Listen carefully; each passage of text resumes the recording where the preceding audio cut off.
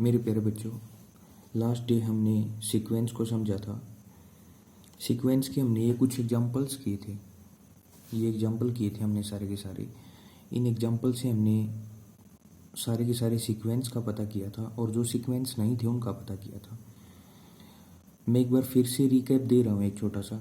Sequence वो होता है कोई नंबर की लिस्ट या कोई नंबर का सेट, एक ऐसा नंबर का सेट या एक ऐसी नंबर की लिस्ट जिसके अंदर या तो कोई मैथमेटिकली रूल फॉलो हो रहा हो या कोई पैटर्न हो। अगर पैटर्न और मैथमेटिकली रूल फॉलो नहीं हो रहा है तो हम नहीं बोल सकते कि वो सीक्वेंस होगा। सीक्वेंस के लिए मैंने तुम्हारे को एक हिंट बताया था। सीक्वेंस पता करने के लिए हम क्या कर सकते हैं, अगर किसी भी नंबर ऑफ लिस्ट की अगर हम नेक्स्ट टर्म निकाल सकते हैं तो वो सीक्वेंस होगा, नहीं तो वो सीक्वेंस नहीं होगा।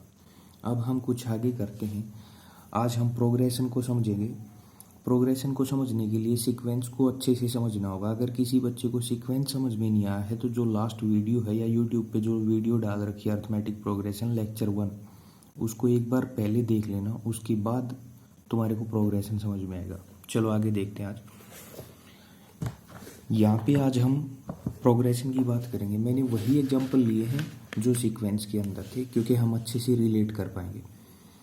ये लेक्चर 2 है, लेक्चर नंबर 2, और तुम्हारे को यूट्यूब पे L1 L2 U लिखा मिलेगा जिससे तुम्हें अंदाज़ा लग जाएगा कि लेक्चर 1 कौन सा है और 2 कौन सा है।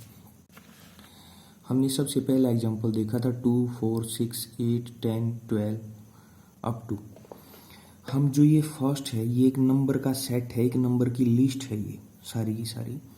इसके अंदर जो फर्स्ट टर्म है ये सेकंड टर्म है, ये थर्ड टर्म है, ये फोर्थ है, ये फिफ्थ है, ये सिक्स्थ टर्म है और अप टू nth टर्म तक चलेगा। जिस तरह से हम नेचुरल नंबर के अंदर करते थे 1 2 3 4 5 अप टू इन्फिनिटिव करते थे या अप टू n लिखते थे, उसी तरह से हमारे को यहाँ पे लास्ट टर्म क्या मिलेगी, nth टर्म। हम 2 को क्या बोलेंगे, A1 बोलेंगे। ये अर्थमेटिक प्रोग्रेशन में एक लिखने का तरीका है। फर्स्ट टर्म को हम बोलेंगे A1, A भी बोलते हैं इसको, A1 बोल दें या A बोल दें एक ही बात है। हम इसको A भी बोल सकते हैं और A1 भी बोल सकते हैं। इसको हम A2 बोलेंगे, से थर्ड टर्म को A3, फोर्थ टर्म को A4, फिफ्थ टर्म को A5, सिक्स्थ टर्म को A6, up to nth term को क्या बोलेंगे, हम AN बोलेंगे। nth टर्म का मतलब क्या है एक बार ये समझो। यहाँ पे शायद तुम्हें ये समझना आया हो। nth टर्म का मतलब है नंबर ऑफ टर्म। कौन से नंबर की टर्म है वो, 20वें नंबर की टर्म है, 25वें नंबर की टर्म है, 12वीं टर्म है, 11वीं टर्म है, 100वीं टर्म है, कौन सी टर्म है। यहाँ पे हम जो 2 है इसको बोलते हैं फर्स्ट टर्म। हम फर्स्ट टर्म को रिप्रेजेंट करते हैं A या A1 के द्वारा। हम मेनली इसको A ही लिखते हैं। तो यहाँ पे फर्स्ट टर्म क्या हो गई, इस लिस्ट के अंदर 2 हो गई। फिर बात आती है कॉमन डिफरेंस। कॉमन डिफरेंस, इसमें से इसको लेस करेंगे, मतलब A2 में से A माइनस को लेस करेंगे। अगर वो इक्वल है 6 में से 4 को लेस करेंगे, मतलब A3 में से A2 को लेस करेंगे। अगर इन दोनों का डिफरेंस इक्वल है मतलब क्या, A2 minus A1, A2 minus A1 मतलब 4 माइनस 2, अगर इक्वल है वो A3 minus A2, A3 minus A2, 6 minus 4 equal हो A4 माइनस A3, 8 माइनस 6, मतलब क्या, यहाँ पे 4 माइनस 2 करेंगे तो हमारे को क्या समझ में आएगा, 4 माइनस 2, तो वो क्या आएगा हमारे पास रिजल्ट 2 आएगा। यहाँ पे क्या है A3 minus A2, A3 6 minus 4, 6 minus 4, ये भी 2 आ गया, ये भी 2 आ गया, equal to A4 minus A3, A4 क्या है 8 माइनस 6, 8 माइनस 6। इसी तरह से हम कंटिन्यू करते रहेंगे और हमारे को रिजल्ट सेम मिलेगा। यहाँ से भी 2 मिलेगा, 4 माइनस 2, 6 माइनस 4 2 मिला, 8 माइनस 6 2 मिलेगा। यहाँ से हमारे को रिजल्ट सेम मिल रहा है। अगर यहाँ पे हर जगह हमारे को सेम डिफरेंस मिले तो हम उसको बोलते हैं कॉमन डिफरेंस, जिसको हम D से रिप्रेजेंट करते हैं। D is the common difference and A is the first term. यहाँ पे इस लिस्ट नंबर ऑफ लिस्ट के अंदर 2 फर्स्ट टर्म है और D कॉमन डिफरेंस है। अब अगर हम प्रोग्रेशन का पता करना है, ये मेनली जो यहाँ पे यूज होगा ना, मैंने पहले तुम्हारे को वो बता दिया है। अगर हमारे को प्रोग्रेशन का पता करना है तो प्रोग्रेशन का पता करने के लिए हमारे को देखो, जिस तरह से हमने सीक्वेंस में एक चीज़ सीखी कि अगर हम नेक्स्ट टर्म किसी भी नंबर ऑफ लिस्ट की नेक्स्ट टर्म निकाल सकते हैं। फॉर एग्जांपल यहाँ पे नेक्स्ट टर्म क्या आएगी, 14 आएगी, नेक्स्ट टर्म क्या आ जाएगी, 16 आ जाएगी, अप टू nth टर्म तक चलेगा। अगर हम इस नंबर ऑफ लिस्ट की या इस सीक्वेंस की, एक सीक्वेंस है क्योंकि हम इसकी नेक्स्ट टर्म निकाल सकते हैं, अगर हम इस सीक्वेंस की nth टर्म निकाल सकते हैं तो वो प्रोग्रेशन है, नहीं तो वो प्रोग्रेशन नहीं है। nth टर्म एक बार फिर से बताता हूँ, नंबर ऑफ टर्म, कौन से नंबर की टर्म है वो 20वें नंबर की, 25वें नंबर की, 30वें नंबर की, 50वें नंबर की या 1000वें टर्म की, 1000 नंबर की टर्म है। अगर हम किसी भी नंबर ऑफ लिस्ट की नेक्स्ट टर्म निकाल सकते हैं तो वो सीक्वेंस होता है, और अगर हम किसी भी नंबर ऑफ लिस्ट की nth टर्म निकाल सकते हैं तो वो प्रोग्रेशन होता है। अब इसी एग्जांपल के थ्रू मैं तुम्हारे को समझाता हूँ। ये था 2 4 6 8 10 12 अप टू nth। A1 क्या है, प्रोग्रेशन है या नहीं है, ये पता करने के लिए हमारे को क्या करना पड़ेगा। A1 क्या है, 2, A1 यहाँ से देखते रहना है साथ के साथ। A2 4 है, A3 6 है।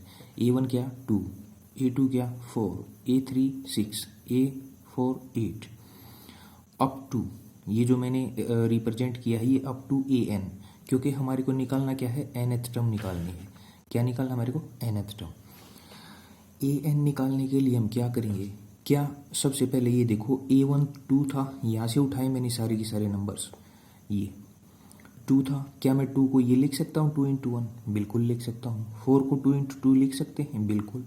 6 को 2 इंटू 3 लिख सकते हैं, 8 को 2 इंटू 4 लिख सकते हैं, और फिफ्थ में टर्म देखेंगे तो उसको 10 को क्या लिख लेंगे, 2 इंटू 5। कंटिन्यू इसी तरह से लिखते रहेंगे। हम बात कर रहे हैं A1 की, तो हमारे को 2 इंटू 1 मिला, मतलब क्या, यहाँ पे 1 है, 2 है, 3 है, 4 है, 1 2 3 4, जो यहाँ पे चल रहा है वही यहाँ पे चल रहा है, जो यहाँ पे है वही यहाँ पे है, और यहाँ पे एक कॉमन चीज़ आ रही है सभी के अंदर। क्या मिल रहा है हमारे को यहाँ पे, इन सभी के अंदर हमारे को यहाँ से 2 मिल रहा है। जो हमारे को ये 2 मिला, इसका मतलब जो nth टर्म होगी उसमें भी 2 ही आएगा। ये कंटिन्यू 2 चलता आ रहा था, तो हमारे को यहाँ पे भी क्या मिला, 2 मिल गया। nth टर्म निकालने के लिए यहाँ पे फर्स्ट सेकंड थर्ड फोर्थ जो टर्म थी उसी के अकॉर्डिंग नंबर आ रहे हैं, मतलब ये नेचुरल नंबर चल रहे हैं। तो लास्ट में क्या आ गया हमारे पास, nth टर्म निकालनी है तो n आ गया। क्यों आया n, क्योंकि यहाँ पे फर्स्ट था तो फर्स्ट आया, 2 था तो 2 आया, 3 था तो 3 आया, 4 था तो 4 आया, और n था तो n आ जाएगा। इसका मतलब हमारे को क्या पता चला, nth टर्म इस सीक्वेंस की, ये सीक्वेंस है, अब मैं इसको सीक्वेंस बोलूँगा, अब मैं नंबर ऑफ लिस्ट नहीं बोलूँगा इसको, अब मैं सीक्वेंस बोलूँगा क्योंकि ये फाइनल हो चुका है, ये सीक्वेंस है। अब इस सीक्वेंस की अगर हम बात करते हैं, इस सीक्वेंस की nth टर्म क्या आ गई हमारे पास, 2 इंटू n को हम 2n लिख सकते हैं। जो ऊपर सीक्वेंस देखा हमने उसकी nth टर्म 2n आ गई। इसका मतलब क्या हुआ, this is nth term of given sequence. ये जो है वो क्या है, इस गिवन सीक्वेंस की, इस सीक्वेंस की nth टर्म है ये। सो दिस इज प्रोग्रेशन, इसलिए प्रोग्रेशन है। एक बार फिर से रिपीट कर रहा हूँ, अगर किसी भी नंबर ऑफ लिस्ट की अगर हम नेक्स्ट टर्म निकाल सकते हैं तो वो सीक्वेंस है, और उसकी nth टर्म निकाल सकते हैं तो वो प्रोग्रेशन है। अब हम नेक्स्ट एग्जांपल देखते हैं। ऑड नंबर का एक पैटर्न लिया था हमने, 1 3 5 7 9 11 अप टू nth। अब यहाँ पे ये फर्स्ट टर्म A1 हो गया, A2 A3 A4 A5 A6, इसी तरह से A1 A2 up to AN लिखे मैंने। यहाँ पे 1 3 ये मैंने जो के जो ये नंबर उठा लिए। 1 को क्या मैं ये लिख सकता हूँ कि 2 इंटू 1 -1, ये 2 1 जा 2 -1 1 आ गया, 2 2 जा 4 -1 3 आ गया, 2 3 जा 6 -1 5 आ गया। अब हमारे को nth टर्म निकालनी है। हमें पता चल गया ये सीक्वेंस तो है। सीक्वेंस क्यों है, क्योंकि हम इसकी नेक्स्ट टर्म निकाल सकते हैं। नेक्स्ट टर्म क्या है हमारे पास, 13, उससे नेक्स्ट टर्म क्या होगी 15। ये सीक्वेंस तो है, बट अब ये पता करना है क्या ये सीक्वेंस प्रोग्रेशन है या नहीं है। उसके लिए हमारे को nth टर्म की ज़रूरत पड़ेगी। nth टर्म निकल गई तो ये सीक्वेंस प्रोग्रेशन होगा, नहीं तो ये सीक्वेंस प्रोग्रेशन नहीं होगा, सिर्फ और सिर्फ ये सीक्वेंस होगा। अब हमने यहाँ पे लिया 2 इंटू 1 -1, 2 इंटू 2 -1, 2 इंटू 3 -1। ये इन्हीं नंबर को लिख रहा हूँ मैं बार बार। यहाँ पे हमारे को हर बार 2 मिला तो nth टर्म में भी 2 ही मिलेगा। यहाँ पे 1 था तो इधर 1 है, 2 था तो 2 है, 3 था तो 3 है, n था तो इंटू n आ गया। मतलब क्या, 2 into 1, 2 into 2, 2 into 3, 2 into 4, 2 into 5 up to 2 इंटू n तक चलेगा। -1 होता है हर बार, -1 कर दिया। इसका मतलब हमारे को पता चल गया कि इस सीक्वेंस की nth टर्म 2n-1 है। 2n-1 is the nth term of this sequence, so this is progression. इस सीक्वेंस की nth टर्म 2n-1 है, इसलिए ये क्या है, प्रोग्रेशन। फॉर एग्जाम्पल, अच्छे से समझने के लिए हम एक एग्जाम्पल लेते हैं। हमारे निकालनी है 10th टर्म, इस सीक्वेंस की 10th टर्म निकालनी है। nth मतलब मैंने ले लिया 10th टर्म निकालनी है हमारे को वो फाइंड आउट करनी है 10th टर्म। अगर 10th टर्म निकालनी है तो हम क्या करेंगे, हम यहाँ पे कंटिन्यू A10 निकलेगा यहाँ पे। अगर हम यहाँ पे A3 अप टू A10 निकलेगा, हम यहाँ पे मान लो A10 आ गया, यहाँ पे ये आ गया हमारे पास A10। A10 निकालने के लिए हमारे को ये नंबर निकालना, हमें नहीं पता यहाँ पे क्या नंबर है, तो हम क्या करेंगे, सब के अंदर 2 चलता रहे, यहाँ पे भी 2 था तो 2 ले लिया। यहाँ पे क्या, मल्टीप्लाई 1 था तो 1 आया, 2 था तो 2 आया, 3 था तो 3 आया, 10 था तो 10 आ जाएगा और n था तो n आ जाएगा। हर बार -1 था तो -1 आ गया। ये नंबर क्या बन गया, 2 इंटू 10, 20 -1 19। इसका मतलब 10 जो 10वीं टर्म है वो 19 है। हम चेक करते हैं क्या हम गलत हैं या ठीक है। ये first term, second, third, fourth, fifth, sixth, seventh, 8th, 9th term क्या आ जाएगी हमारे पास, 17, और 10th टर्म आ जाएगी हमारे पास 19। यहाँ से भी हमने अपने आंसर की वेरिफिकेशन कर ली है, 19 इज़ द 10th टर्म। और यहाँ से हमारे को क्या पता चल गया, यहाँ पे भी हमारे को 10th टर्म क्या मिल रही है, 19 मिल रही है। अब ये नेक्स्ट एग्जांपल है 3, 2 time 3, 3 time 3, 4 time 3 up to nth term निकालनी है हमारे को, क्योंकि हमें पता करना है ये एक सीक्वेंस तो है, क्योंकि नेक्स्ट टर्म क्या आ जाएगी, 5 टाइम 3। इसकी nth टर्म क्या आएगी, अगर हमने nth टर्म निकाल ली तो प्रोग्रेशन है, नहीं तो ये सीक्वेंस है सिर्फ। A1 3 है, A2 2 time 3, A3 3 time 3 up to AN क्या हो जाएगा, ये 1 टाइम 3 आया, 3 था 1 टाइम 3, ये 2 टाइम 3, ये 3 टाइम 3 अप टू ये क्या हो जाएगा, n टाइम 3 हो जाएगा। येस, इट इज़ प्रोग्रेशन, ये भी एक प्रोग्रेशन। नेक्स्ट एग्जांपल अगर हम देखते हैं, 1 है, 4 है, 9 है, 16, 25 अप टू n।